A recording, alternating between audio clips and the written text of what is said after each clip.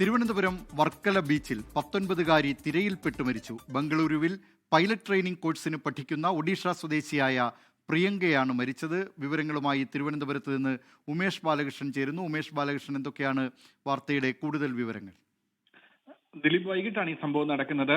ബാംഗ്ലൂരിൽ പഠിക്കുന്ന 4 വിദ്യാർത്ഥിനികൾ അവരുടെ അവധി ദിവസങ്ങൾ ആഘോഷമാക്കാൻ വേണ്ടിയാണ് വർക്കലയിലെത്തിയത്. വർക്കലയിലെ മാന്ദ്ര ബീച്ചിൽ വൈകിട്ട് കടലിൽ കുളിക്കാൻ വേണ്ടി ഇവരിറങ്ങി. ആ സമയത്താണ് പ്രിയങ്ക വലിയ തിരമാലയിൽപ്പെടുന്നത്. വലിയ തിരമാലയിൽപ്പെട്ട് നേരെ മുങ്ങുകയാണുണ്ടായത്. തുടർന്ന് ഫയർഫോഴ്സും ഒപ്പം പ്രദേശത്തെ മറ്റ് ആളുകളും ചേർന്നാണ് പ്രിയങ്കയുടെ മൃതദേഹം കണ്ടെത്തിയത്.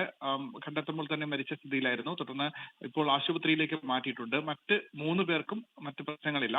അവർ കരയിൽ നിന്ന് ഈ വലിയ തിരയിലേക്ക് പെട്ടില്ല. അതുകൊണ്ട് തന്നെ മറ്റു 3 പേരും രക്ഷപ്പെട്ടു. പക്ഷേ പ്രിയങ്ക പൈലറ്റ് ട്രെയിനിങ്ങിന് കോഴ്സിന് ചേർന്നിരുന്ന പ്രിയങ്ക, 19 വയസ്സുകാരി ഒഡീഷ സ്വദേശി കൂടിയായ പ്രിയങ്കയുടെ മരണം സ്ഥിരീകരിച്ചു. ദിലീപ് കുമാർ, തിരുവനന്തപുരത്ത് നിന്ന് വിവരങ്ങൾ നൽകിയത് ഉമേഷ് ബാലകൃഷ്ണൻ.